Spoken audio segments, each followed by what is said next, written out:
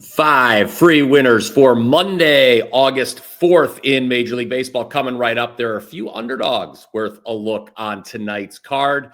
Now, over the weekend, I went a perfect 2 for 2 with premium selections over at WagerTalk.com. Speaking of underdogs, I cashed the Cardinals on Saturday. They were plus 127 on the money line.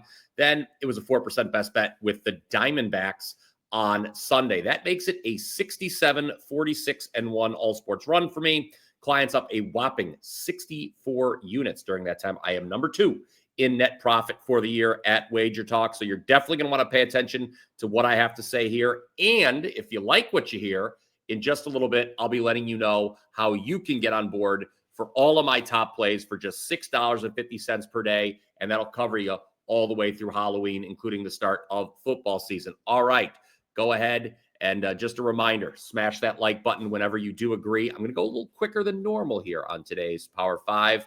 Number 1, Giants Pirates under 8.5. Betting the under with Justin Verlander and Johan Oviedo as your 2 starting pitchers. That does not seem all that enticing. I understand that. But these are 2 bad lineups that have been overperforming as of late.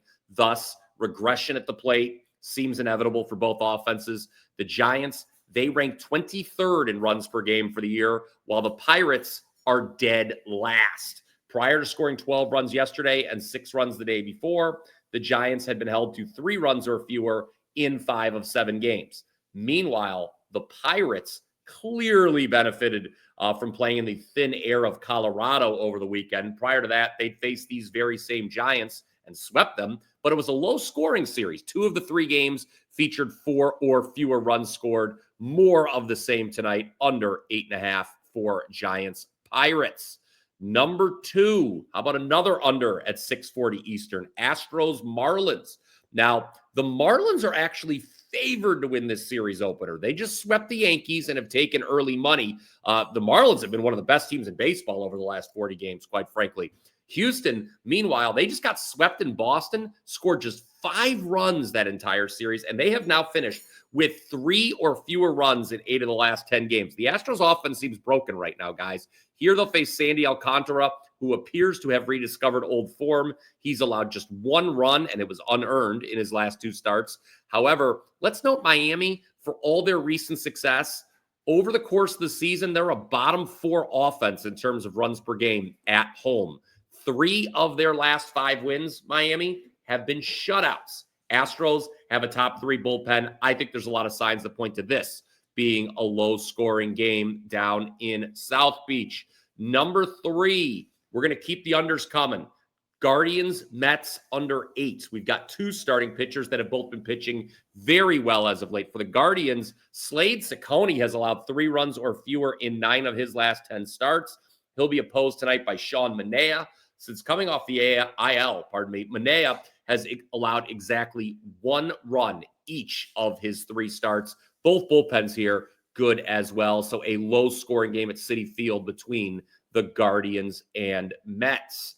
Number 4, Rays Angels, 9:38 Eastern in Anaheim. Give me the Rays on the money line here. Don't think they should be underdogs to an Angels team that was fortunate to avoid getting swept over the weekend by the White Sox.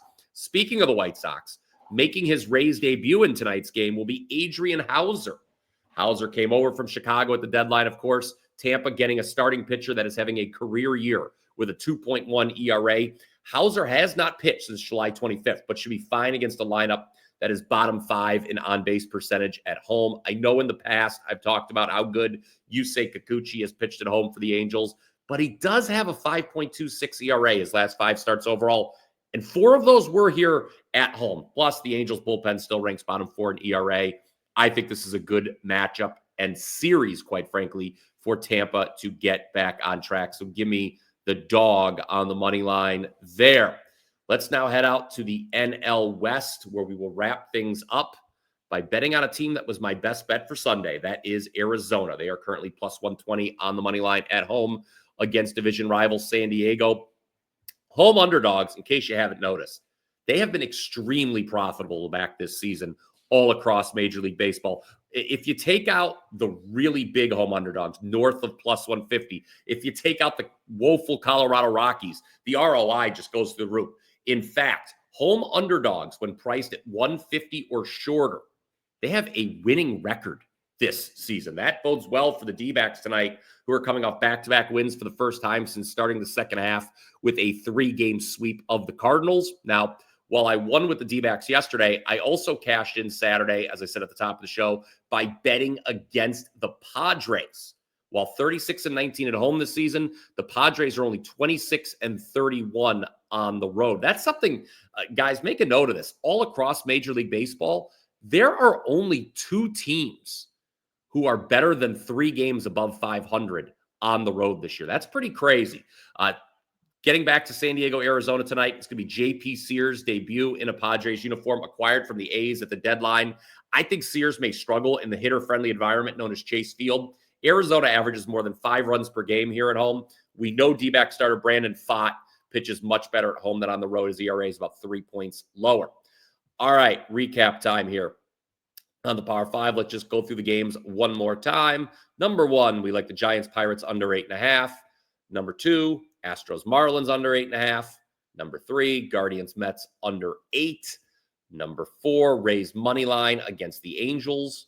And then number 5, Diamondbacks money line against the Padres. Go ahead and comment down below with your thoughts on today's plays. If there is another game you would want to know about, please ask away. If I see the question in time, I'll be happy to answer, or simply share your favorite bets down below for Monday. Always enjoy seeing that. Then, after you're done commenting, head on over to wt.buzz/BP. Click the link in the description below, where you will find my top 2 plays for Monday. They are games I did not discuss here on the Power 5. Worth repeating.